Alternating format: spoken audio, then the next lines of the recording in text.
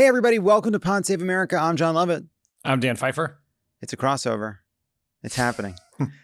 So we have a lot to get to today, but we wanted to start with this. The New York Times broke a story on Friday when we're recording this, reporting that Elon Musk's drug use has been far more intense than the occasional use previously reported. Here's what the Times said, and I quote, Musk told people he was taking so much ketamine, a powerful anesthetic, that it was affecting his bladder, a known effect of chronic use. He took ecstasy and psychedelic mushrooms, and he traveled with a daily medication box that held about 20 pills, including ones with the markings of the stimulant Adderall, according to a photo of the box and people who have seen it. Also, the Times went further into the bladder issue, saying that Musk publicly endorsed Mr. Trump in July. Around that time, Mr. Musk told people that his ketamine use was causing bladder issues, according to people familiar with the conversations. You know, Dan, you think you can trust somebody. You think you can show them your box of pills and tell them about the fact that the ketamine you're taking has led to incontinence, and then they go and tell fucking Megan Twohey. What happened to the bro code, Dan? Have we reached the age in our life where bro code now includes incontinence? Sure. Bro code. Do not reveal my bladder issues to the world. Yeah, I think that's where we're at. Yeah, first it's like, it's just different things. Yeah, for sure. Everyone knows what we're talking about. Yes. Everyone knows what we're talking about. So Trump gave a press conference with Elon standing by his side, where Trump talked about the end of Musk's time as a special government employee, talked about the future of DOGE. Peter Doocy asked them about the Times story, and it didn't go great. The president mentioned that you had to deal with all the slings and arrows during your time at DOGE. There's this. Well, some of the people, some of the media organizations in this room were the slingers.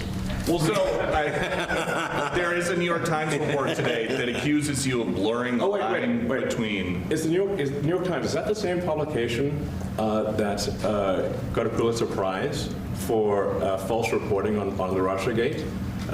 Is it the same organization? I got to check my Pulitzer. I think it is. It is. I think the judge just ruled against the New York Times for their lies about the Russiagate hoax, and that they might have to give back that Pulitzer Prize. That New York Times. Let's move on.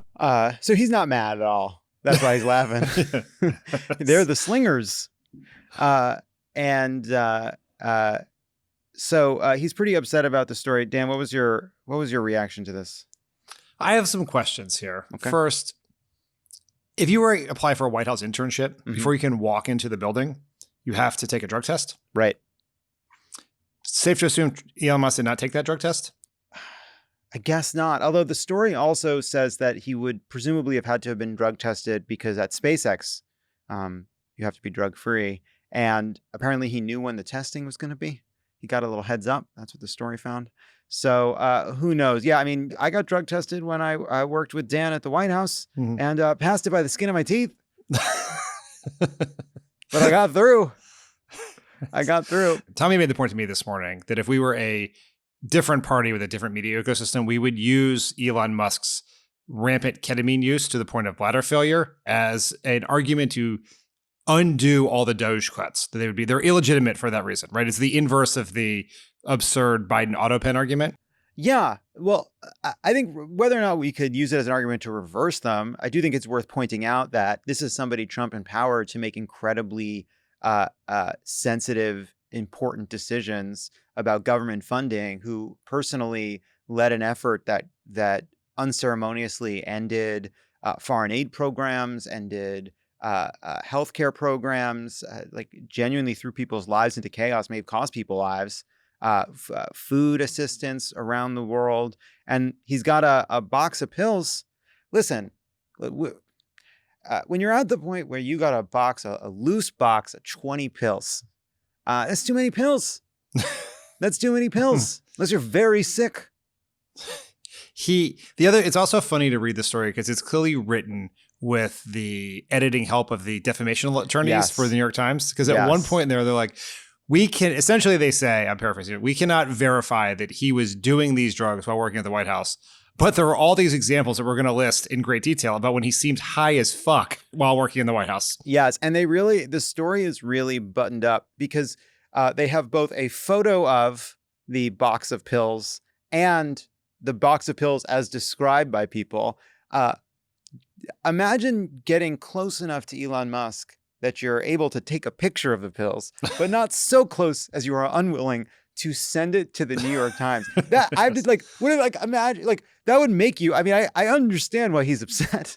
It must be pretty disconcerting. Must be unmooring beyond the ketamine to discover that all these people that have gotten pretty close to you are talking to reporters about this.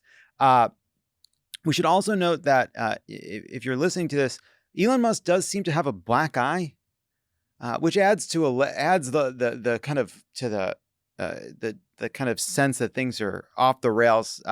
He was also asked about that. I wanted to ask quickly, Mr. Musk, is your eye okay? What happened to your eye? I noticed there's a bruise there. Well, it wasn't. I wasn't anywhere near France, so. What does that mean? No, I didn't notice it. First Lady of France.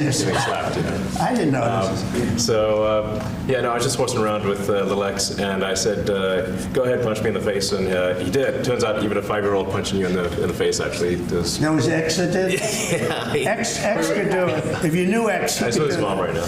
But I didn't really feel much at the time, and then I guess it bruises up. But I was just horsing around with the kids. I didn't notice it actually.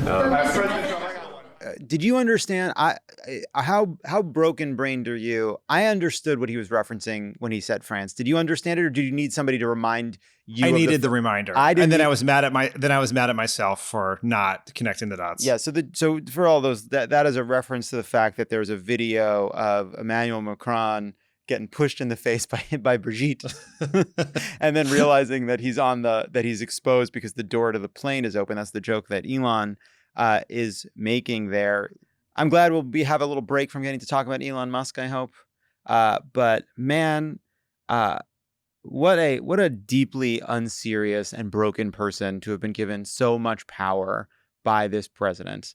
And it's so strange to see Donald Trump in that setting trying to be protective of Elon Musk, who he sees struggling standing next to him. And so you like there's a kind of odd generosity that Trump is giving. I didn't even notice the black eye. Well, I think that also speaks to Trump's narcissism, where it's like he meets with a guy who has a giant bruise on his face, and he's so busy thinking about himself and his own personal grievances, he doesn't even notice that. But I do have to ask you, as a noted comedian, sure, what's your analysis of the Bridget McCone joke? Like, is it a good joke? No, it's a bad joke, Dan. It's a bad joke. It's because it doesn't actually make sense. The fact that somebody else had something happen to their face in France, the structure doesn't make sense, because even in the internal logic of the joke, well, I wasn't in France. So is the joke, I guess on some level, the joke would be, don't worry, Brigitte didn't get me, right? But really he's just saying, hey, somebody else got hit in the face recently. Isn't that funny? That's somebody else that got hit in the face. That's why the joke didn't work, and it needed to be explained by the reporter. Well, I like the reporter being like, I don't understand. Good for the reporter for asking the follow-up question. Yeah, what do you mean?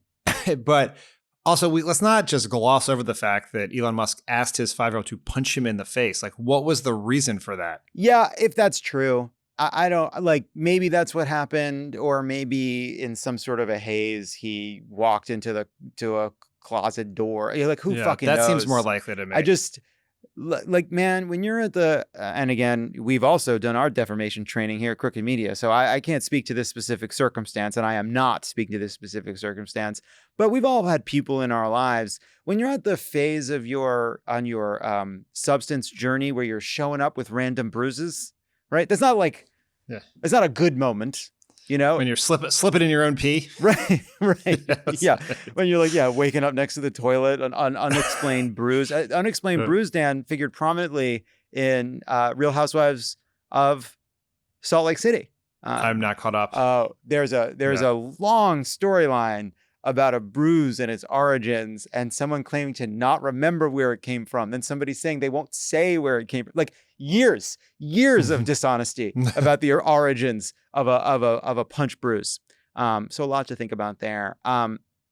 Now, Trump did take questions on a bunch of topics, but Trump did talk about DOGE and the big beautiful bill.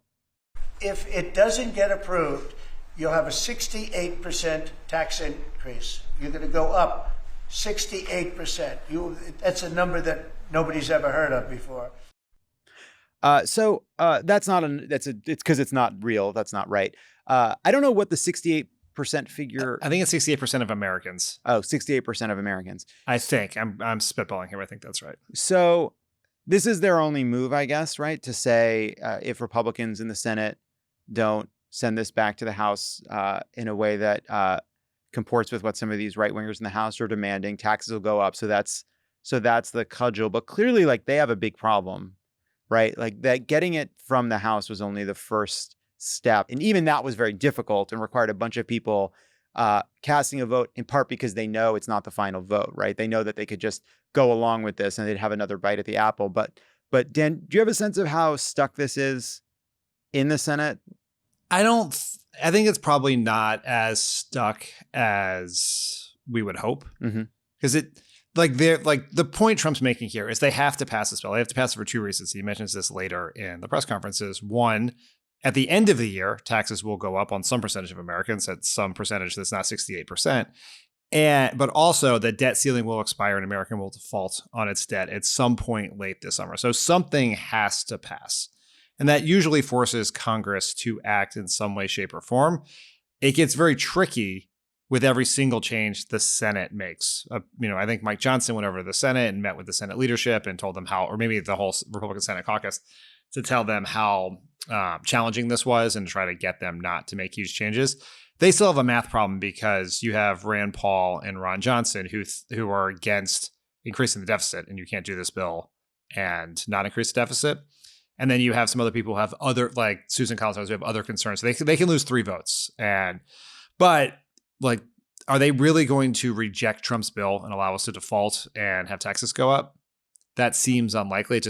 We'll probably get very close to the wire, is my guess. Yes, but there's other directions this could go.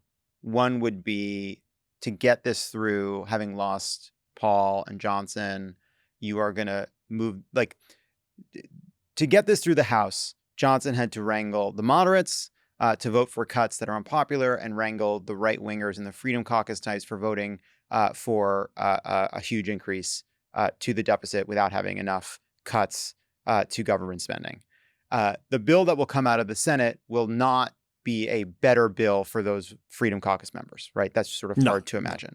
Right. So, and even getting them this far was difficult. If the bill becomes more moderate, right, maybe Johnson can count on those members, but he could be losing some of his Freedom Caucus members. He already lost 2 the first round, right? So he's basically, as long as no more fucking octogenarian Democrats fucking die, he needs to keep everybody together. And so you could imagine, right, a scenario where it maybe can get out of the Senate, it can die in the House, then all of a sudden there's a scramble, and then there's the question of whether or not there's something that would have to pass with Democratic votes, right?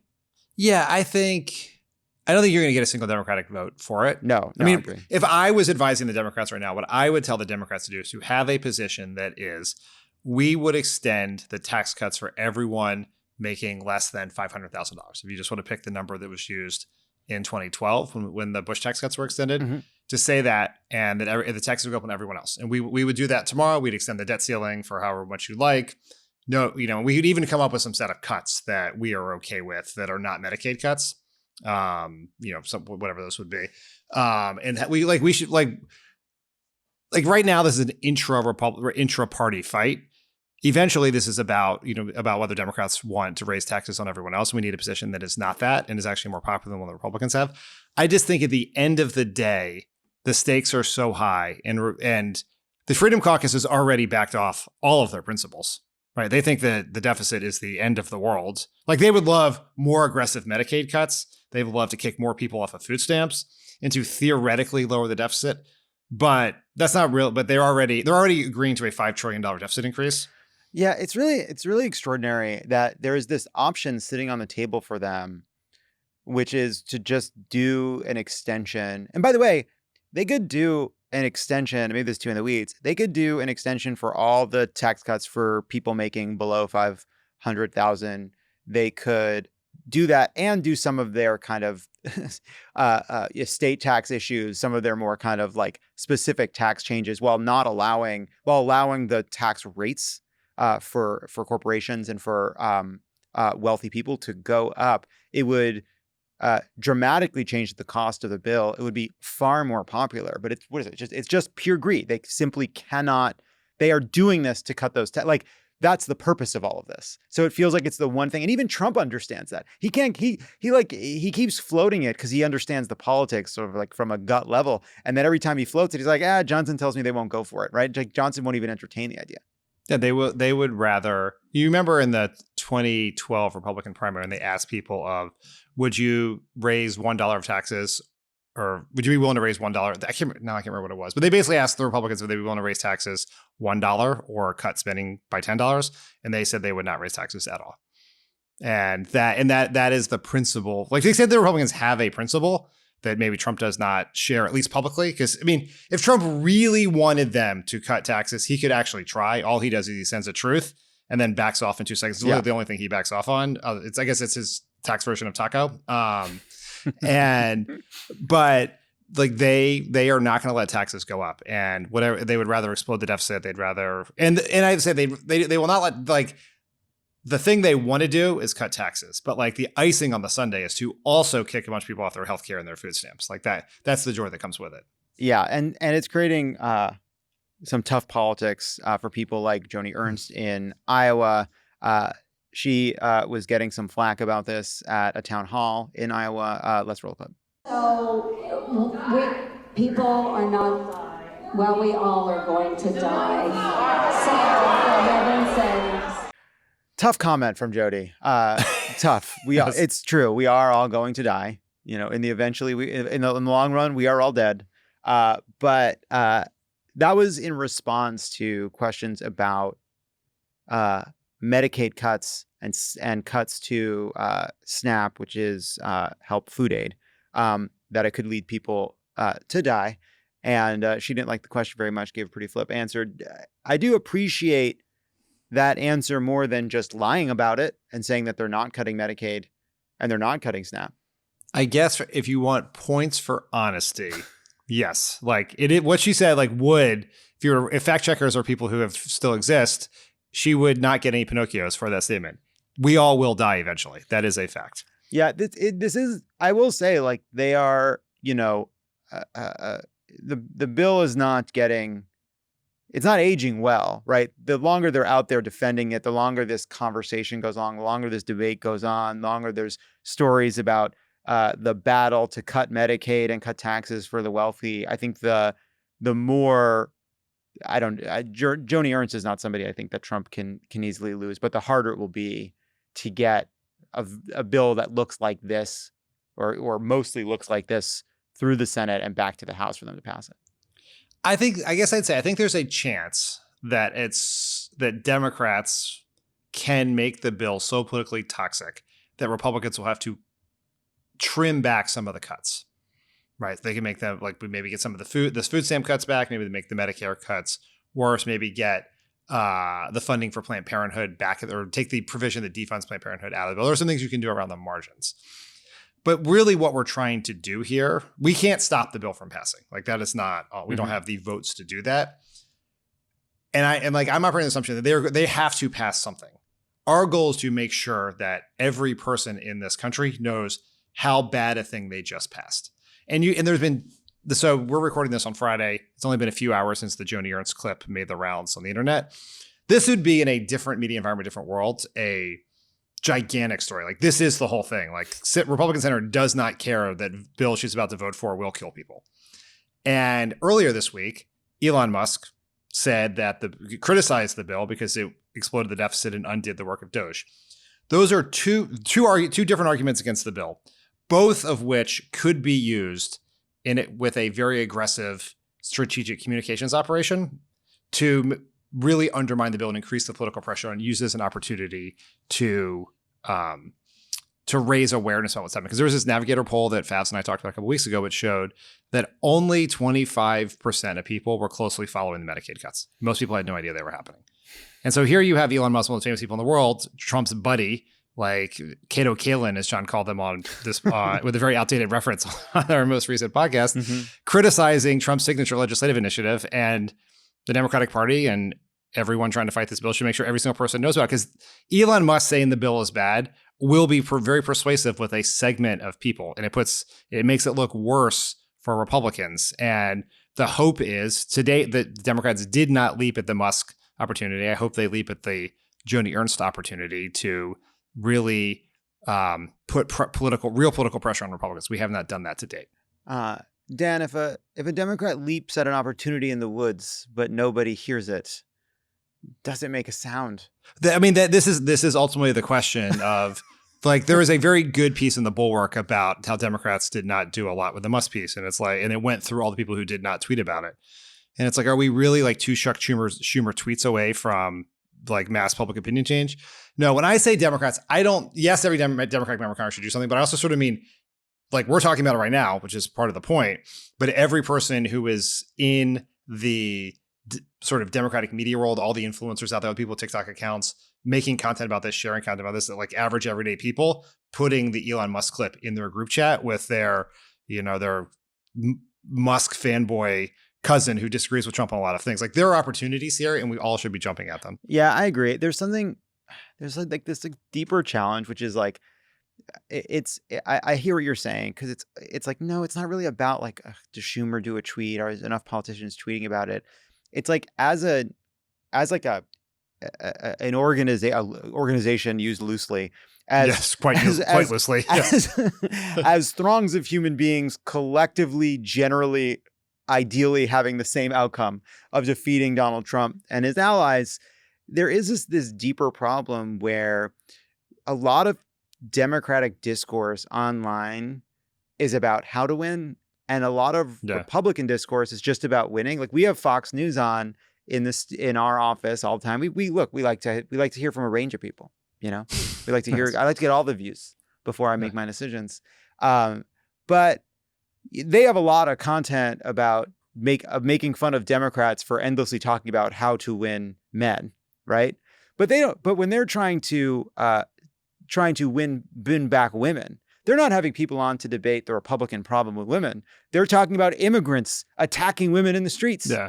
And so, like, there's just this sort of it's almost as if there's this like kind of sense on the right that how you help your side is by helping your side.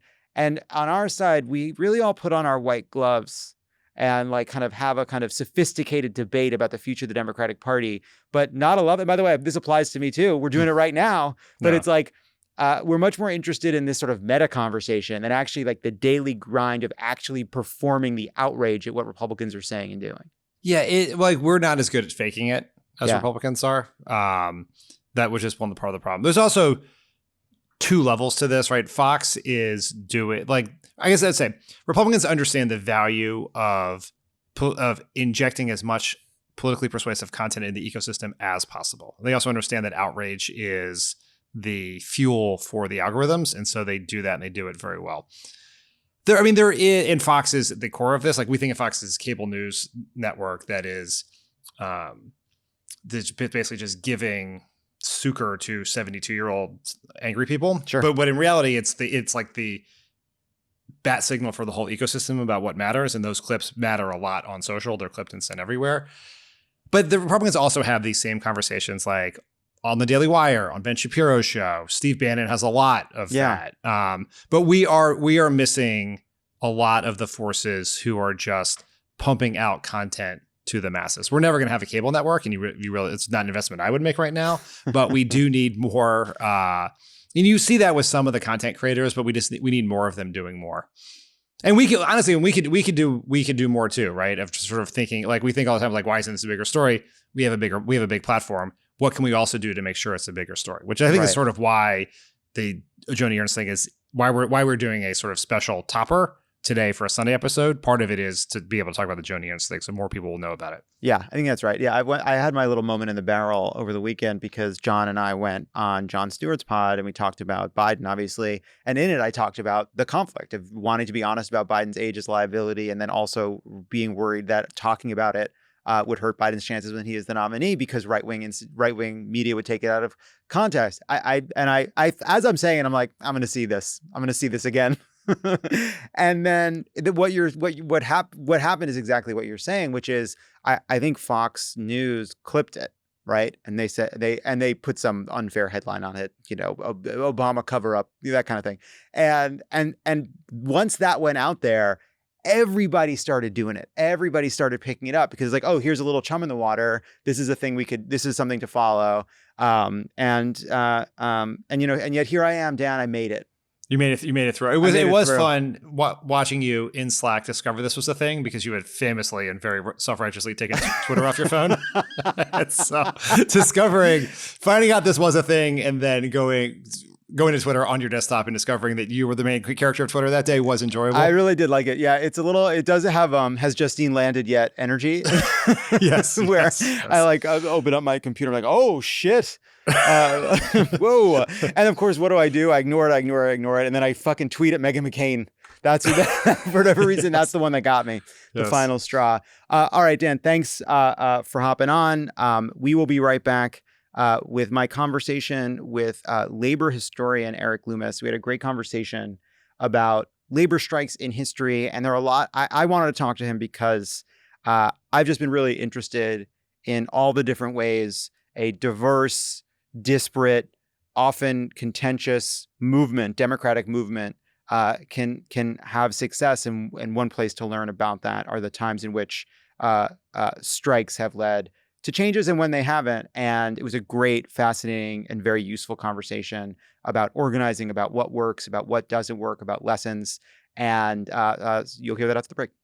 Pod Save America is brought to you by Built. Summer's around the corner and you might be planning your next getaway. If you love using points for travel and are always looking for ways to earn more, here's a life hack. Pay rent with Built to earn flexible, transferable points and unlock exclusive benefits along the way. There's no cost to join, and just by paying rent, you unlock flexible points that can be transferred to your favorite hotels and airlines, a future rent payment, your next Lyft ride, and more. When you pay rent through Built, you unlock two powerful benefits. First, you earn one of the industry's most valuable points on rent every month. No matter where you live or who your landlord is, your rent now works for you. Second, you gain access to exclusive neighborhood benefits in your city. Built's neighborhood benefits are things like extra points on dining out, complimentary post-workout shakes, free mats or towels at your favorite fitness studios, and unique experiences that only Built members can access. And when you're ready to travel, Built points can be converted to your favorite miles and hotel points around the world, meaning your rent can literally take you places. So if you're not earning points on rent, my question is, what are you waiting for? Start paying rent through Built and take advantage of your neighborhood benefits by going to joinbuilt.com/crooked. That's JOINBILT.com/crooked. Make sure to use our URL so they know we sent you. Joinbuilt.com/crooked to sign up for Built today. Pod Save America is brought to you by Chili Pad by Sleep Me. Oh, look what's back.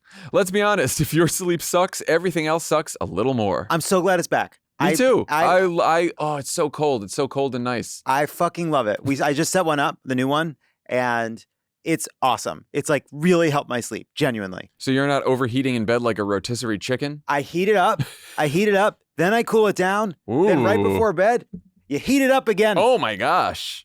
Most people train harder than they recover. Sleep is when your muscles rebuild, your brain clears out the junk, and your body gets ready for tomorrow's chaos. But it's not just about how long you sleep, it's about how well. And surprise, science tells us that temperature plays a big role. And that's where Chili Pad by Sleep Me comes in. It's a magical little device that cools your existing mattress so you can stop sleeping hotter than hell. Yeah. Yikes. Chili Pad isn't just about cooling, it's precision temperature control for better sleep and recovery. Set your ideal sleep temperature anywhere from 55 to 115 degrees. Yikes. Who's doing that? And get deeper sleep, better recovery, and improved sleep scores. I'd be down at 55 for sure. Are some of your customers earthworms? What is going on? Plus, it's smart. You can schedule your bed temp to change while you sleep. You can start at room temp, cool it down when you hit deep sleep, then gently warm it up to wake up naturally. That's what I was just talking about. And if you've ever had a passive-aggressive pillow fight over the thermos, how do you have a passive-aggressive pillow fight? Yeah, go to therapy. Anyway, they got dual zone control. Yeah. One side cool, one side warm. That's right. Peace in the bedroom at least over the temperature of the mattress. Anyway, we've all had Chili Pad, and we're all fans, as you can tell. Mm-hmm. It's great. You should get it. Let me just say this. It works. more deep sleep, actual energy in the morning. It's like coffee, but backward. Okay, let's not get too crazy because you're doing the real work while you sleep. You know what? Get a chili pad and have your coffee. I'm just such a fan. I'm genuinely such a fan. Visit sleep.me/crooked to get your chili pad and save up to $500 with code crooked. That's sleep.me/crooked. Free shipping, free returns, and a 30-night trial so you can test it out, dream big, and wake up better. Sleep cooler, recover faster, perform better. And we're back. With me today is Erik Loomis, a professor of history at the University of Rhode Island. He wrote a book called The History of America in 10 Strikes. Erik Loomis, thank you so much for being here. I want to start with the general strike of 1919, which I thought was an interesting moment where you saw basically an intersection of the radicalism of some parts of the labor movement and people who did not view themselves as radical, did not view themselves as political, were not part of the IWW, the industrial workers of the world, which was seen as more socialist and communist, but members of the AFL. And over the course of several days, basically shut the city of Seattle down. And so maybe you could just start by telling us a little bit about what led to that moment. So in the early 20th century, American workers, engaged in strikes of all kinds. Some of them were radical, some of them were not radical. A lot of the biggest issues were around politics, right? For union members, for workers, are we engaged in some sort of radicalism, or do we really believe in like an American capitalist system that maybe needs some adjustment, but is something that we can generally work with? And, there's very few quote general strikes in American history. For a number of different reasons, where workers from across an industry or multiple industries, across a city, never really across the nation, have come together to say shut down a particular city for a given time. And Seattle in 1919 is one of the most important and interesting ones. And one of the fascinating things about this strike and about the other limited general strikes is how rarely they've actually come out of self-proclaimed radicals, whether it's the IWW, the Communist Party, et cetera. And that was the case in 1919 as well. It really just started with longshoreman strike. Shipyard workers had gone 2 years without a pay raise. You had 35,000 workers walk away from their job. They thought they were going to get a raise after the end of World War I. It didn't happen, et cetera, et cetera. They go on strike. A couple of weeks pass. Pressure's really growing on the workers. For the Seattle labor movement and the labor movement more generally, they really see this as an attempt to roll back gains that the labor movement had won during World War I. And so the general strike of Seattle begins with the Metal Trades Council, which were just traditional American Federation of Labor, non-radical unions, because they just felt like they all had to come out in order to support these workers, because an attack on these longshoreman workers, that was an attack on everybody. And over the next few days, they basically shut the city down, but also engage, and this is an important thing, I think, throughout the way we talk about these things in terms of the relevance for today. They engaged in a social movement unionism, where they made sure they were able to feed the people, where they made sure hospitals were staffed, where people were having fun, where it wasn't, essential workers may still be working because the people of the city have to continue to be able to live there and support that strike.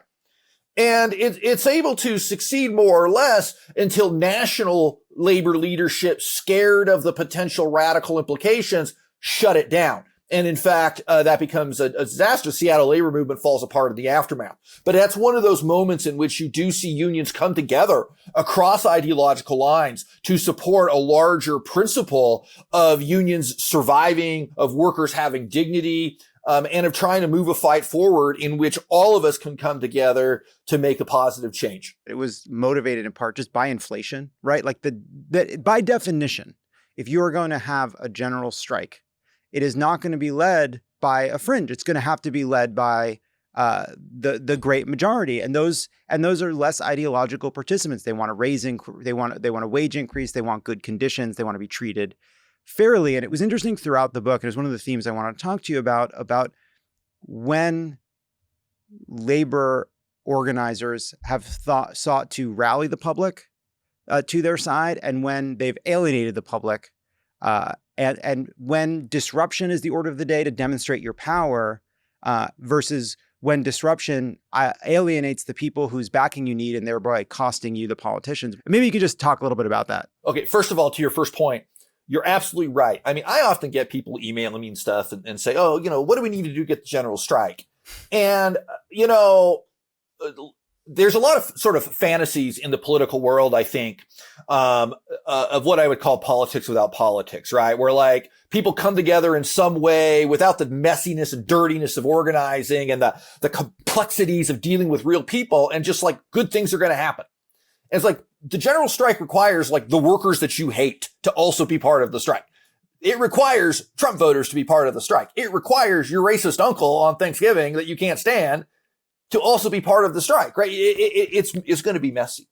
And I think that's really a really, really critical point, to not romanticize the strike or romanticize labor or romanticize change, but rather to understand what it really takes to create that change. And that leads to your second point about the public. I think a lot of people would like to think, I mean, there's a kind of a messaging around the labor movement today inside the labor movement, that I don't think is very, helpful. And basically it is the kind of quote that gets thrown around a lot is the strike gets the goods. Like if we just go on strike, it always works, and only the union can sell us out, from our power of going on strike. But historically, that is not the case, and nor is it today. Strikes could be an amazing political tool, or they could be a complete disaster.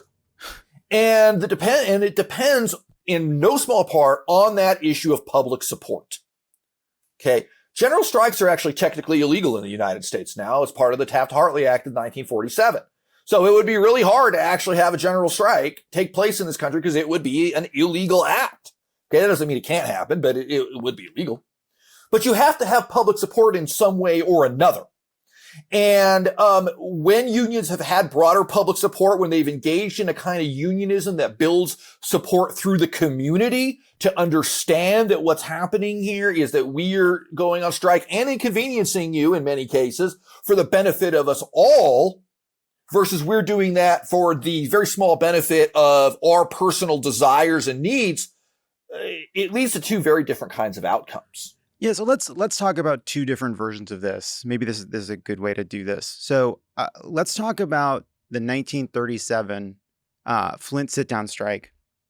And then I want to talk about the air traffic controller strike, which, by the way, like I totally did not understand that. I had an image in my mind of what happened that was so simple and wrong. So I think people will be interested in that. But let's talk about the 1937 Flint sit-down strike. There's a line from a leader in the UAW who says, "I'm convinced that the police lost not only that night's battle, but the whole Flint War by providing us with the finest audience we had ever had. It served to nudge thousands of Flint workers off dead center and into an open commitment to the UAW." So can you talk about what led to that moment? The famous story, and some of your listeners may be familiar with this, is that in the beginning of 1937, auto workers in Flint, Michigan took over one of the plants for General Motors and sat inside and refused to leave to force GM to come to an agreement with this brand new union they were forming called the United Auto Workers to bring unions into the auto industry for the first time. And workers were scared, right? I mean, like, because GM basically controls Flint. That was common in the auto industry. Ford controls the town of Dearborn, for example, and that meant control of the police forces. And so, this small sort of vanguard, I guess, of workers decides to sit in this one factory. They're able to do so. And the idea is in part that, if the workers just go out on strike, the GM will be able to bring in replacement workers. This makes that impossible, right? So they're sitting down on the job. And there's been kind of a myth that forms around this in a sense that part of the strategy was GM would not have wanted the cops to destroy their own facility. But in fact, GM was fine with the cops destroying their own facility.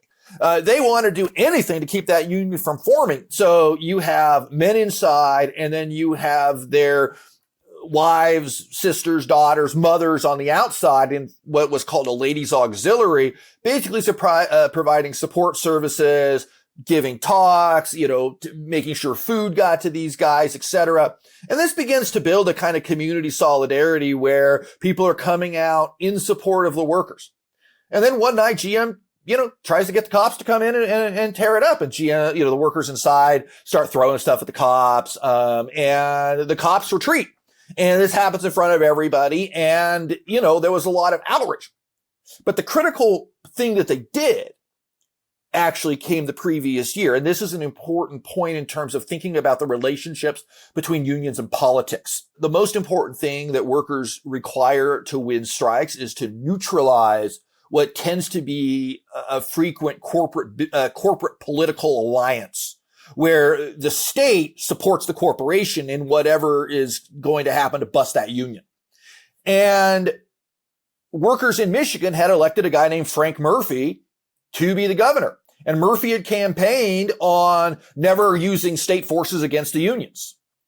And so GM is calling out Murphy to send in the National Guard. And Murphy, who's a very nervous guy, basically has an anxiety attack over this and disappears for a day or two. Cool. And then comes out and says, no, I am going to stand up. We're not going to do that. And when Murphy refuses to send in the National Guard, General Motors gives up. And they sign a one-page document that is the first contract in auto worker history. I deeply empathize with somebody who panics for 48 hours before finding the courage to do the right thing. I think that that's a cool vibe and an energy that I appreciate. So it's interesting because it reminded me all those years later when the SEIU is organizing janitors in Los Angeles, and you have a similar public outcry when the police are unleashed on a group of striking janitors in Century City, which is not far from where we're recording this, as their kind of wealthy tenants who don't have any stake. They don't win or lose if the landlord pays the janitors more, but they certainly don't like looking out the window at their fancy offices and seeing people being assaulted. And it led to the mayor, Tom Bradley, for whom our awful airport is partially named, to side with the workers. The reality is people don't necessarily care what happens to workers very much. I mean, I think that's if they don't see it, they don't necessarily think about it. But they do often care if they see it. I mean, basically, you have janitors who were, kind of at the forefront of a lot of the terrible work situations that are now incredibly common. In this case, subcontracting, where basically the owners of these gigantic downtown office buildings were ending their direct employment of janitors and instead using subcontractors to bring in the janitors for much lower wages. And SEIU, Service Employees International Union, which today is one of the largest unions in the country, in part by organizing this kind of worker, is able to bring a lot of these workers together. A lot of them had escaped places like El Salvador and Honduras. In other words, in the 80s. So they're like fleeing right-wing paramilitary violence. And so they're not really that scared of the LA cops in comparison to what they had dealt with say, U.S. supported militias in El Salvador. Right. One day, right, the cops just start, this is, I think in 1990, the cops just start beating them in the streets. And, I think one woman who's pregnant, miscarriages. I mean, it's ugly. And as you point out, if you're a company that's renting a floor in an office tower, all you care about is that the garbage cans are emptied and the bathroom's clean. Like, you don't care about anything else. And all of a sudden, these people are watching like Salvadorans get beaten by the LAPD on the streets. And they're like, what on earth is going on here? And it was a huge mistake by the LAPD and by the corporate leaders. And it leads to a big victory that spreads across the country and sort of brings a lot of janitors and other low wage service workers into SEIU and makes it the powerful force in American labor unionism and American progressive politics that it is today. Let's talk about the air traffic controllers under Reagan. The air traffic controller union at the time, which no longer exists, it's a different union now, it endorsed Ronald Reagan. What I thought when I saw that as well, this election we just went through, we had the Teamsters head speaking at the Republican National Committee, so it felt resonant.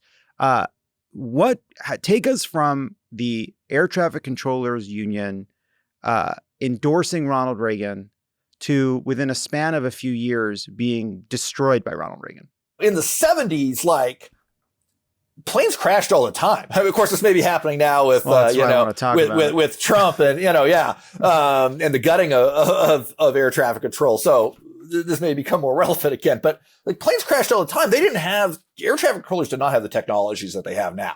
I mean, you're basically like dots in the sky on a radar screen and trying to get them to not run into each other. And it was very stressful. And the way the FAA worked is that most of the leadership were old officers, often from the Vietnam War. And a lot of their everyday traffic controllers were rank and file guys from the Vietnam War. And their bosses basically treated them like they were enlisted men, telling them what to do, yelling at them, just adding to the stress. And this was not appreciated by a bunch of ex-Vietnam vets who were pretty angry anyway about their experience in the war and everything else that was going on in the 1970s. And so they formed this union. It gets quite a bit of publicity, and it's a very radical militant union in certain senses, not politically radical, but radical when it comes to direct action. So they spent the 70s slowing down the airlines, engaging in what we call work to rule, which is like following the terms of the contract in a very specific way. Malicious compliance is what we would call it now, I think. Yeah. But they were politically conservative men by and large. Right. I mean, we know that there was a lot of sexism and racism toward women and workers of color there. It's a bunch of politically conservative white men who have a very strong militant culture. Bring in the Carter administration. And Jimmy Carter was terrible on labor issues. I mean, this flat out, Jimmy Carter began the period of Democrats really turning away from the labor movement. Reagan actually did not have an extreme anti-labor record as governor of California. He had signed bills for, expand collective bargaining rights for public He had led a employees. union. Hadn't he led a union? And didn't he? He himself had been the head of the Screen Actors Guild. Right. So from the traffic controllers, they sort of see, well, Carter's terrible. We actually like a lot of the tough talk that Reagan gives about foreign policy. So let's endorse him. And then they had planned for a long time to go on strike in 1981. But then you look at the things they were wanting on their strike. There was no sense of solidarity with other workers there. Let's put it that way. And that includes other airline workers. So they didn't care what the flight attendants thought. They didn't care what the pilots thought or the machinists. They were out for themselves. And some of the things they were demanding were free flights to Europe, which is not exactly going to give you that sense of solidarity. And note as well that in the 70s, it was a terrible time for private sector workers. You had the recession after 73 and the oil crisis. And so you had a scenario in which wages for private sector workers and union rights were declining, and government workers were winning these great contracts and they were rising. And so there was a lot of anger among kind of a general public that fed into this larger anti-government backlash about greedy public sector workers. And the air traffic controllers kind of summarized that. So they go on strike against Reagan. And Reagan, even though he had appreciated their support, was like, this is an attack on me. It was technically illegal. And so he fires them all. It's the greatest disaster in the history of organized labor. I do think there is a lesson there, right? That they thought they had this power because of the important role they played in infrastructure, but the lack of public support gave Reagan the space to fire them all, blame them for the ensuing chaos that happened that they slowly sort of came back from. And I mean, the union stops existing, right? That's it. The union that follows is a completely different organization. Yeah. And the AFL-CIO had begged PATCO leadership to not do this. They knew what Reagan stood for. Reagan did not respond well to people trying to bully him. And they didn't care. I mean, and this is when I think we have to push back a little bit on some of the rhetoric that's very popular on the left today when we talk about unions, because it's ideology. It's not really rooted in fact sometimes. And some of this is the more democratic a union is, and militant it is, the more successful it will be. That is not, just empirically, that is not the case, right? PATCO was a very militant union, a democratic union that had overthrown its own leadership for not being militant enough. And they lead a strike that is an unmitigated disaster, and that then emboldens the entire private sector to realize that they can act toward their unions like Reagan acted toward the air traffic controllers, and they start doing the same thing. And the 80s become a catastrophic decade for the labor movement. Strikes basically go from, in the 70s, really tremendously calm and huge strikes the whole decade, to almost nothing by the end of the 80s, through the 90s, and really through the 2000s as well. Unions are scared to strike. you got to be smart about these things. This isn't something to romanticize. It's a strategy that's a very intense strategy that can work and can be transformative, but can also be utterly disastrous. And I think honest discussions of the labor movement and honest discussions of striking are really necessary on a broader left today that frankly too often romanticizes things and reverts to talking points rather than deal with the messiness of Americans and their various and often contradictory politics that do not lead to wide-scale class solidarity in this country. Can you talk about one of the examples in the book of a more effective example of organizing and striking when the action was effective both in galvanizing the public and in getting concessions? Yeah. I mean, I think a great example is the United Farm Workers boycott of grapes in the 60s and 70s, right? I mean, this is an epic, legendary struggle that really, is from a very small set of workers. I mean, these are pretty disempowered, mostly Mexican American, but at that point still a lot of Filipinos as well out in California who were picking grapes and asparagus and lettuce and other crops in really awful, terrible conditions. People are dying of heat stroke, pesticide poisoning, and all kinds of other terrible things. There's some pretty serious organizing going on out there, that comes, going back to the legendary organizer Saul Alinsky, who sends some of his people out there, a guy named Fred Ross. Ross brings in a couple of local people named Cesar Chavez and Dolores Huerta. And they eventually start leading a different kind of a movement, a workers-oriented movement that eventually becomes the United Farm Workers. Beginning in 1965, engages in a nationwide boycott against table grapes, because the grape growers were so anti-union. This sort of galvanizes liberals across the country. It becomes a national movement. People volunteer for this, and they live in like UFW houses in various cities around the country, working, flyering, getting people to support the movement, getting stores to not buy these grapes. And it becomes a national movement that eventually leads to some pretty major victories for the farm workers, and really like solidifies Chavez and Huerta as legends of American organizing and American progressivism. They're able to take a really small group of workers and make it a national cause by building on a kind of a broader sense of solidarity that existed at that time, where people, in New York or LA or where I live in Providence, saw these, workers out in California that they barely knew existed and learned about their conditions, and people were horrified about this. And it leads to, enormous changes in the law in the state of California, leads to this big time social movement, leads to a lot of major victories for these workers. So, I mean, that's one good example from the not too distant past.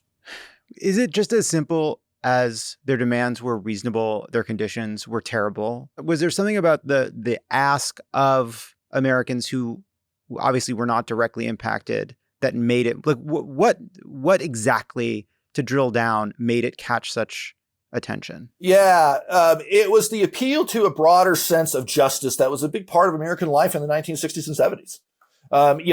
This was a way in which everyday people, I mean, think about it today, right? Like, there's a lot of people out there who, and no doubt listeners of this podcast, who, really don't know what to do right now, right? I mean, they're flummoxed, they're flustered, they're horrified, they're angry, but their anger, other than like, got to make sure we win the House in 26 and try to find somebody else, they don't know what to do necessarily. And that's been kind of a theme, I think, since the election.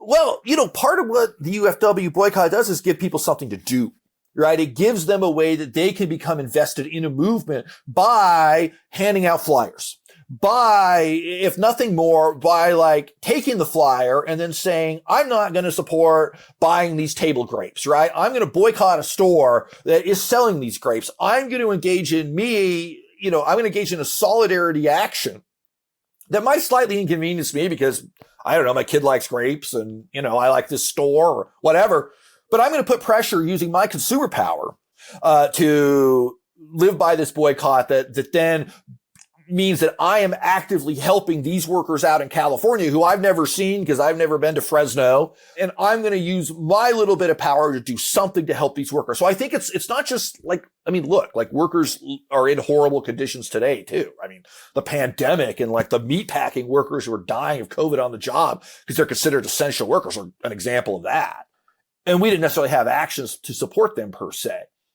But there are ways to build bigger public support by doing the work of organizing in a broader general public to have an ask of people to do something concrete to help support of labor rights or immigrant rights or the other horrible things that are happening to this country today. There are ways that we can learn from the past to engage people to do real actions. They're not going to dominate their lives, but to do something concrete that leads to a bigger, broader set of social changes.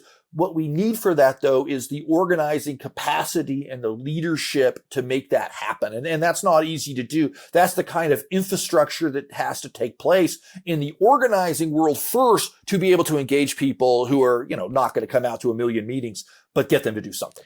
Part of what the organizing has to do, right? It's not just that it gave people a concrete step that they could take.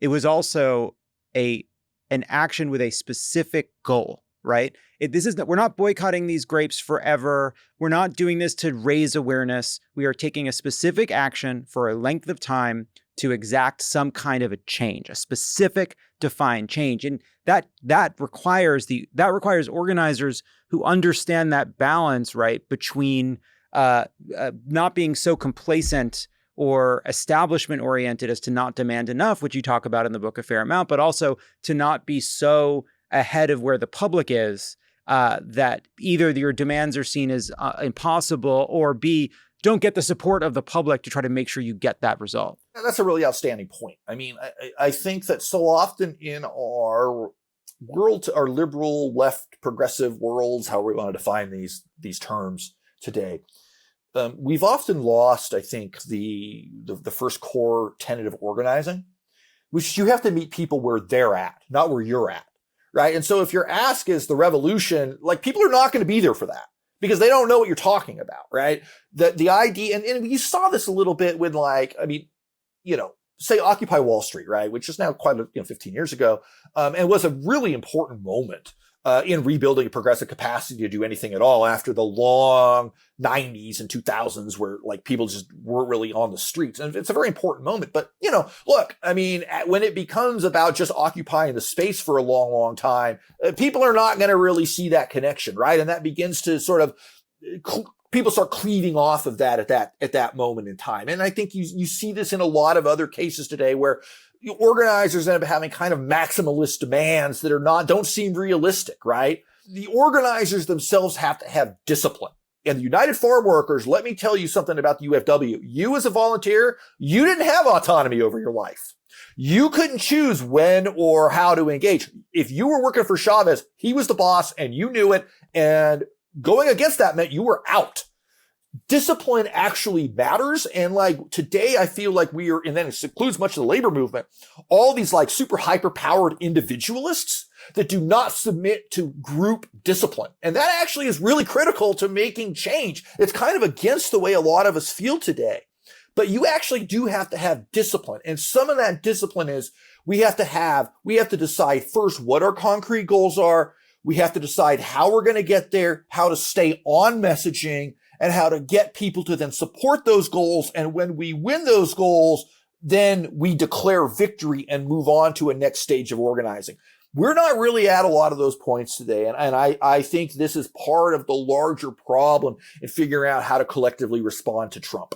It's funny that people are reaching out to you to ask about a general strike because you see it floated all the time and people are like, oh, we need a general strike. And it's, well, like, how do we get there, right? What are the steps to building up the capacity and the kind of collective sense of imagination that such a thing could, like before you can have it, people have to start to believe it's something that's realistic. That requires a lot of organizing along the way.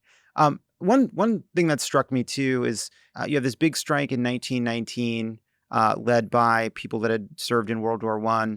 There's a general strike that shuts down Oakland in 1946. There's this series of strikes you were talking about with Vietnam veterans returning home. Something does happen in this country when people are returning home from a war and then don't feel like they're getting what they deserve or what they feel they're owed by the country. And they have a sense of discipline and camaraderie with the people that they're working with. There's a series of strikes. There's one in Connecticut. They start cascading across the country. They end up in Oakland in 1946. Can you talk about the Oakland general strike? Yeah, absolutely. And so in some ways, the Oakland strike is a little bit like the Seattle strike, coming out of a union movement that was not actually that radical, right? And by 1946, understand that the union movement is now split into two groups. There's the American Federation of Labor, which represents the older forms of unions that tend to be more politically conservative. And then the CIO, the Congress of Industrial Organizations, that includes the auto workers and the steel workers and the rubber workers and a lot of communist-led unions, and had really embraced that radicalism and mass organizing. But ironically, the Oakland General Strike, like in Seattle, came out of these fairly conservative AFL unions. And this was very much about what did almost everybody have in common in 1946. They had not spent any money in 20 years, right? You had the Great Depression, you had World War II, and of course, nobody's making any money during the Depression. And in the war, people are making money, but they can't spend the money because there's nothing to spend it on. And by 1946, you have a lot of pent-up demand, and these people want pay raises. They want big-time pay raises to get the pay they deserve for the work they've done to win the war. And not surprisingly, the business class doesn't want to do that.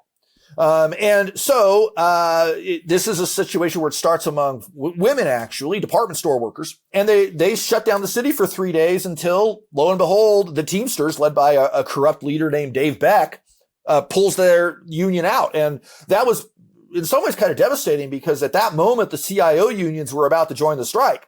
But it's another one of these situations where they shut the place down for 3 days and it's like a giant party in the street. The bars can't sell alcohol, but they put their jukeboxes out on the street. People are literally dancing in the street. And it's this kind of joyful moment of workers expressing this power.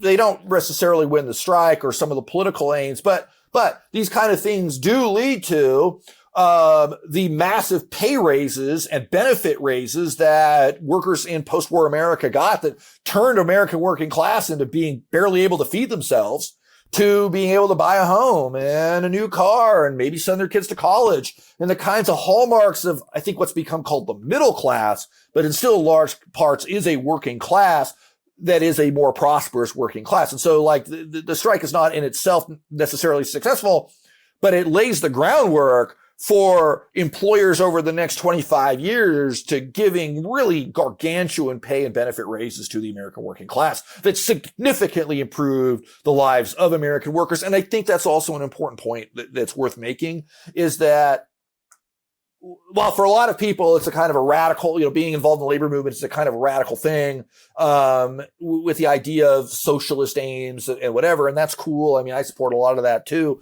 but having grown up pretty poor, having more money in the bank is a revolutionary act. Hey, everybody, good news. For the next month, when you buy something from the Crooked Store, you'll get a promo code for a free 30-day trial of Friends of the Pod, our subscription community. That means a full month of ad-free pods, exclusive subscriber-only shows, and access to our Discord servers completely free. So go to the Crooked Store, check out a lot of the new merch. We have a bunch of really amazing designs by our design team, and they're on nicer shirts. We kind of up the quality of the shirts so that you can feel good about it. You can't see what the shirts are going to be like till they come, but we want you to know that they're nicer. So support Crooked, support our mission here, and get the merch. Go to crooked.com/store now. We'll be right back with more of this conversation after this break. Pod Save America is brought to you by Stamps.com. Flexibility is important. You want to be able to have all your extra time not spent going to the post office, waiting in line, when you could be doing it all online with Stamps.com. Flexibility in your workday means you can decide when and where to invest your time. With Stamps.com, tedious tasks like sending certified mail, invoices, checks, or documents and packages can be done on your time, not someone else's. Stamps.com simplifies your postage needs and adds valuable flexibility back into your workday. Access all the USPS and UPS services you need to run your business right from your computer or phone anytime, day or night. No lines, no traffic, no waiting. Seamlessly connect with every major marketplace and shopping cart if you sell products online. Take care of mailing and shipping wherever you are, even on the go with Stamps.com mobile app. All you need is a computer and printer. They even send you a free scale. Easily schedule package pickups through your Stamps.com dashboard. No more tedious postage math. Rate Advisor helps you calculate the best shipping rates fast. Get rates you won't see anywhere else, like up to 88% off USPS and UPS. Have more flexibility in your life with Stamps.com. Sign up at Stamps.com and use code CROOKED for a special offer that includes a 4-week trial plus free postage and a free digital scale. No long-term commitments or contracts. Just go to Stamps.com, code CROOKED. Pod Save America is brought to you by Blinds.com. If you've ever thought about upgrading your window treatments but didn't want the hassle, Blinds.com is here to change the game. They're the only company that lets you shop custom blinds and shades online, then backs it up with professional in-home measure and install services. Tired of waiting around all day for an in-home design appointment just to get a quote? At Blinds.com, you skip the stress and get expert design advice through their convenient virtual consultations on your schedule. Whether you know exactly what you want or need a little help deciding, they've got you covered. Do it yourself or sit back and let Blinds.com handle everything from measure to install. Either way, you have access to experts every step of the way. Samples are sent directly to your door fast and free. Compare colors, textures, and materials right from the comfort of your home to help you make the perfect selection. They're more than just blinds. Blinds.com carries everything from bamboo shades to shutters, outdoor shades for your patio, and more. Shop with confidence. All Blinds.com orders are backed by their 100% satisfaction guarantee. If you're not happy, they'll make it right. Right now, Blinds.com is giving our listeners an exclusive $50 off when you spend $500 or more. Just use code CROOKED at checkout. Limited time offer. Rules and restrictions apply. See Blinds.com for details. We're in this political moment where you have a lot of kind of Republicans saying, oh, we need, I think it was the White House spokesperson yesterday, we need fewer LGBTQ graduates from Harvard and more plumbers and more kind of people that work with their hands. And there's this sort of, I don't know, nostalgia for the factory because those are the real jobs for the men, right? Those are real jobs with dignity for men. But it almost seems to me that it kind of gets it backwards, that the reason we associate those jobs with dignity and that American spirit is because people fought to make them well compensated. And because they were well compensated, they had a kind of prestige and a respect. Right. And that there's nothing inherently more dignified about that job than a service job. It's just that unions successfully organized those places when these people were forming memories about like a Rockwell style America. Yeah, that's right. I mean, just from the work perspective, we know absolutely that there's nothing inherently better about a factory job than working at McDonald's or working as a home health care worker. Right. Jobs that actually exist today as opposed to factory jobs that are not coming back, even if all the tariffs happen and, all the production comes back to the U.S., it's going to be automated. Right. There's maybe a few workers in there, but we're not talking about 1950 anymore where you've got 25,000 people working in the same factory. That is never happening again. But I do think that there is a tremendous amount of instability in the workplace today. There's been a huge amounts of attacks on organized labor and indifference from too many Democratic leaders, Joe Biden being a very important exception to that, very pro-union guy.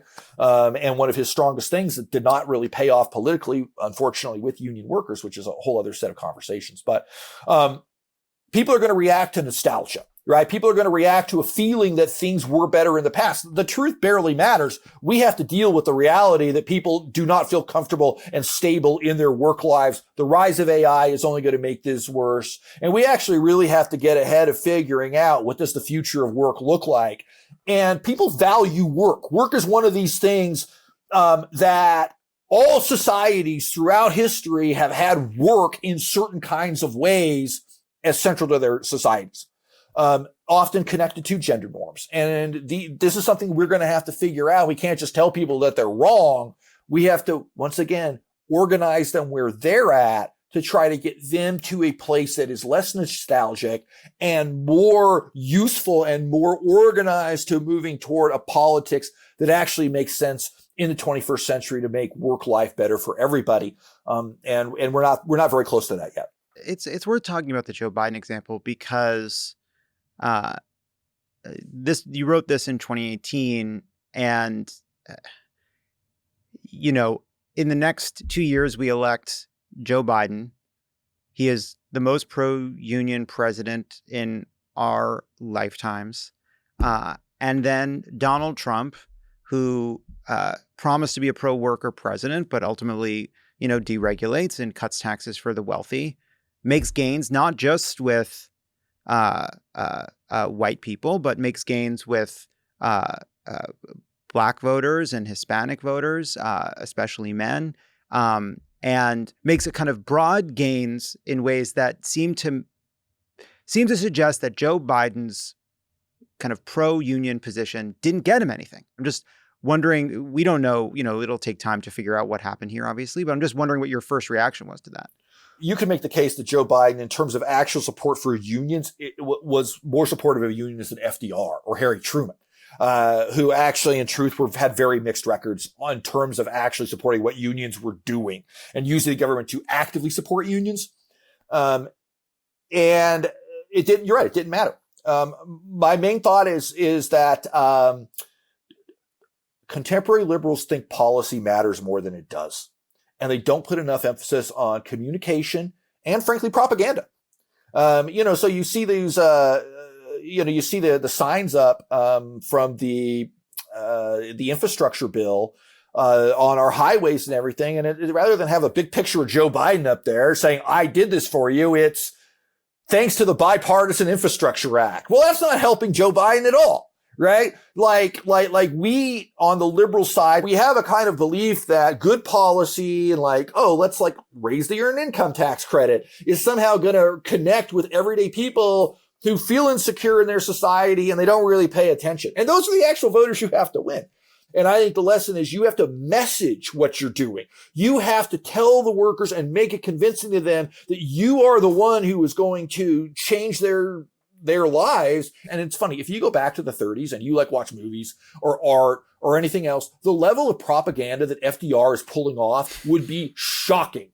I mean, it is just, and you could see why people who hated FDR really hated him, because he's engaging in activities that we would find so radically over the top in terms of promoting himself, that it honestly makes Trump look like a piker when it comes to propaganda. It's really remarkable. That's what honestly, that's what some Trump defenders say, that we're not doing anything that you wouldn't have applauded, and haven't spent, a century applauding when FDR did it. I wonder how much of this too is just, Joe Biden's taking the right steps for labor, but is just incomprehensible. We'll never get to do the double-blind experiment where we have a president who's doing what Joe Biden's doing, but isn't slowly losing the ability to fucking talk as we head into the most consequential election. Speaking of being too college educated, there was a story in the book that it reminded me of social media, which is the Paterson strike pageant. Yeah. Which just was very sweet, and I thought was and that I felt that's that could be a movie in and of itself. Can you just tell people what happened when strikers in Paterson, New Jersey decided to put on a show? Okay. So it's 1913 and you have a lot of militant workers out there. I mean, a lot of people who are immigrating from Eastern and Southern Europe, bring over ideas of radicalism with them, particularly Jewish immigrants who are fleeing persecution in Russia and Eastern Europe. And a lot of them had already committed to socialism. And so they're bringing these ideas into the American labor movement and really energizing it and turning it into a modern movement. And, the American Federation of Labor is real scared of immigrants. It's a real problem for them. They're very anti-immigrant. Since the AFL is not organizing these apparel workers working in these textile plants in Lawrence, Mass, at Fall River, in New Bedford, Paterson, New Jersey, the IWW, the Industrial Workers of the World, are going in and doing it. And the IWW is we romanticize the heck out of them because they're really good at culture making and images and doing cool, dramatic stuff. They're not actually very good at organizing, to be totally honest, at the time. And so they have a lot of wealthy supporters in the arts. And they have these conversations and let's put on a big play to show the people what the conditions are really like in New Jersey. And so they rent out the big hall in New York City and they have this pageant. Let's get the workers on the stage and let's show them what's up. And, we'll do these songs and dances and have these dramatic scenes. And so you have this play that's supposed to raise money and all these cultural people come out and are yay, we're going to do this in solidarity. But the functionality is it does two things. It pulls people from the picket lines And then it divides the workers themselves between those who are like chosen to be on the play and those who are not. And the ones who are not are obviously like, why are I chosen to be in the play? fucking play? Yeah. They're like, this sucks. No, I know, They're exactly. hurt. People's feelings are these. I just think like these like kind of gruff workers are just not getting their part. They're running up to the board to see that, and they're not in the fucking play. Yeah, they're really upset. And so it actually helps destroy the strike. Like there's this idea of like, let's put on this cultural thing, destroys the strike, and the strikers totally lose. And it actually ends the IWW's attempt to organize in Eastern factories by and large, because they figured out they don't really know how to do it.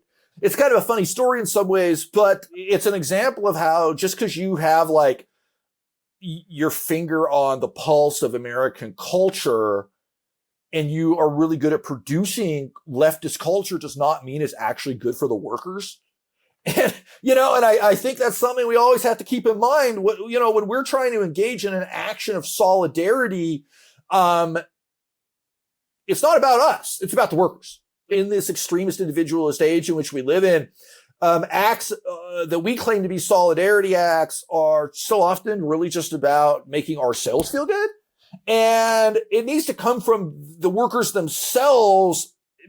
And the solidarity is us doing what we can to assist the workers, not sort of imposing ideas upon them. So I think we should wrap up by just talking about where we're at now. Only 6% of private sector workers are currently in a labor union. I thought this was a stunning fact that more than half are located in just a half a dozen states in the Northeast, right? Which means whole parts of the country are just not unionized at all. We've also just been through an election where, we lost to an anti-union, anti-labor president who is right now trying to stack the NLRB and undermine labor at every turn. But at the same time, we've seen kind of revived efforts to organize. We've seen, I think, organizers trying to figure out how to organize people that work in offices, organize the media. We're sitting here in the auspices of Crooked Media. We got the Crooked Media Union on the ones and twos. If I did anything wrong, they'd have dumped out. If I went too pro management in this interview, it would be shut off. It wouldn't continue. They're laughing too much. And then, but it's hard not to feel what you're feeling. Like one thing I take away from the book is that when corporations have unleashed violence against organizers, it has blown back against them. When unions have had violent elements, even just acting on their own, it has destroyed solidarity with people that aren't in the union. And the reason I bring that up is you start to see this desire to find someone to fix it, whether it's a politician or whether it's people kind of praising someone like Luigi Mangione. It just feels like we're not at a moment where people want to or feel motivated to participate in broad protest or broad actions. You see some rising protests in the last couple of months, but nothing that compares to what happened in 2017. And more broadly, what you see is protests not as a mean to exact any specific outcome, but simply to raise awareness, right? Protest to highlight a topic, express discontent, voice concerns, but not the kind of organized movements that are designed to exact specific policy outcomes. And so when I think about the long road we have to a moment where millions of people might have to take to the streets because they're trying to protect us from a further descent into authoritarianism, I feel like we're so far away from that. And I just wonder what you see as either glimmers of hope or places where you would like to see greater organizing to start rebuilding that muscle. Yeah, well, I mean, I certainly agree with you in much of what you said. I mean, it confounds me that in a post 2024 election, the kind of giving up seemingly by large parts of the social media, I mean, or the Democratic Party. I mean, if you look back to say the protest against the Muslim ban in 2017, I mean, it was tremendously effective. Right? I mean, people came out and they occupied those airports and it forced Trump on his heels, and it gave courage to judges to push back on Trump. And like, I feel like there's an attitude up here. Maybe we learn our history wrong. Maybe this is a problem in that, like, people seem to think, well, we tried this one time and it didn't work, so I don't know. And it's like the civil rights movement, it was not just a march on Washington and then everybody just sort of said, oh, okay, like Martin Luther King is correct. Like, it didn't happen that way. It was decades of hard work of people dying, right? The Women's March, the anti-Muslim ban action, these were hugely effective actions. And it disturbs me that people have kind of like lost that. But there is a glimmer of hope out there.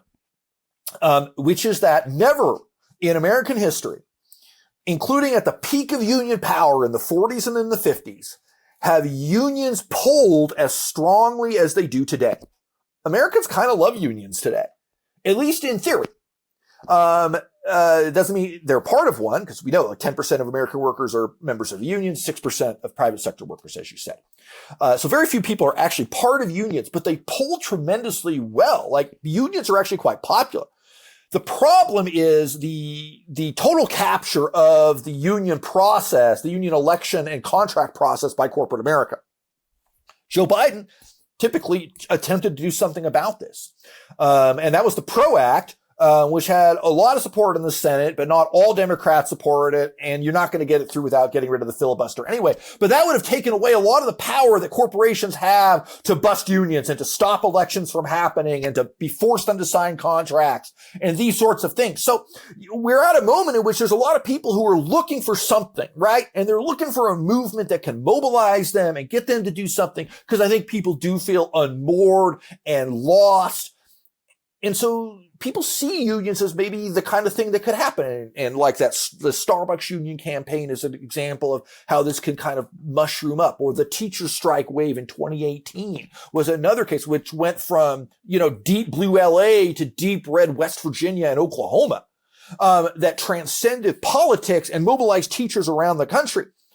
But it's hard to take that kind of like vague, I really hope somebody will organize me and get your actual union, right? And that's because companies can do so much to stop a union election from happening, engage in intensive anti-union meetings and put tons of propaganda on workers that makes them scared. And then even if the workers win that election, the company can delay into signing a first contract, which is why you still don't have any contracts at Starbucks. And this leads to one final point, which is that Democrats actually have to be pro-union. And I would be remiss here in not talking about how disgusted I am by Colorado Governor Jared Polis right now, who the Colorado legislature passed a law that would repeal their right to work statute, which is came out of the horrible Taft-Hartley Act in 1947 that is called right to work, but what it really does is allow workers to leech off the unions without becoming members, and is used as an anti-union tool in Republican states. Colorado has moved significantly to the left in its politics. They have a Democratic legislature that passes a bill to repeal this, which should be the peak demand of any Democrats in purplish states. And Jared Polis vetoes it because he doesn't believe in unions. And frankly, if you don't believe in union rights and you don't believe in the power of unions to transform the American people, then I don't think you're a Democrat. I don't think you belong in the Democratic Party. I think you should be read out of the Democratic Party because to me, it's just as big of a moral crime as being a Democrat and saying, I don't support gay marriage. Or being a Democrat and say, I think abortion should be banned, which would be red lines for a lot of Democrats. But being anti-union is not a red line for too many Democrats. And so we need a better Democratic Party as well to show the American working class that this is the party of the worker. And you need to rejoin the party and become the kind of Democrats, the working class Democrats that we had in this country from the 1930s through the 1970s. Well, gauntlet thrown for Governor Jared Polis. We'll have to ask him on to respond to it. And it's interesting because you do strike this note in the book, which is both the importance of making sure the Democratic Party, pushing the Democratic Party to represent unions effectively, but also to acknowledge that we have a two-party system and we have to fight to make the Democratic Party as pro-labor as possible. But to me, the lessons I take from the book are one, the balance between radical action with sort of pragmatic goals and aims, and understanding that most people have material, personal, financial needs and necessities that will motivate their participation. 2, the importance of pro-labor government as the difference maker often. 3, that nobody is more powerful than the forces in the economy that they're not in control of, right? That unions were not able to stem the tide when you have something like NAFTA and you have jobs going overseas. But for this importance of having the public behind you, that the air traffic controllers spent their goodwill long before they struck, or having violent elements inside of your union will alienate the kind of middle class, less involved participants that you need to succeed. And to me, those were 4 of the lessons that I took for what we need to be doing now. I really appreciated the book. It was a really helpful history. I also just, as I was reading it, realizing how much of what we learn growing up and just sort of what is considered history just does not cover labor history and economic history in what we study as kids. And it's just an example to me of where you do have kind of propaganda in ways you just don't normally even understand it. Yeah, I mean, first of all, thank you for summarizing the points of the book so effectively. I mean, I hope those are the takeaways. And let me, I guess, close with an example. The March on Washington in 1963. Everybody knows it for the I Have a Dream speech. And of course, that's been corrupted by, Republican distortions of what Martin Luther King was saying. But what is forgotten about, even by liberals and in the way we teach this in, K through 12, often at the college level, and is part of our general understanding of society, is the actual name for it is the March on Washington for Jobs and Freedom. And economic demands were as central to the civil rights movement as desegregation, as central to the civil rights movement as legislation, as central to the civil rights movement as equality in schools. But they get dropped from the overall memory of the civil rights movement because economic demands are, on many cases, more challenging to established power than even demands for civil rights. I mean, the idea for the March on Washington came out of A. Philip Randolph's World War II level movement, and he was the head of the Brotherhood of Sleeping Car Porters Union. He speaks at the March on Washington in 1963. Walter Reuther and the United Auto Workers pay for most of the March on Washington. And the March on Washington had economic demands that included a $2 an hour minimum wage, which in the contemporary economy of 2025 is something like $18 or $19 an hour. So they're pushing for widespread minimum wage legislation as well. All of that is totally erased from our memory of civil rights, not only on the right, but in liberal world as well. And we need to think about why that is. Why do we, even when we do teach other justice movements, and on the left, we do that more. We teach women's rights, we teach gay rights, we teach civil rights. This is very important. These are big advances in the way we teach history. Why are we leaving labor out of that? And that's a question we all need to think about. Erik Loomis, thank you so much for your time. It's really good talking to you about this. The book is The History of America in 10 Strikes. I recommend everybody check it out. Thanks so much. Hey, thank you, friend, for having me. All right, that's our show. Thank you to Professor Erik Loomis. Thank you all for listening. We'll be back in your feeds on Tuesday.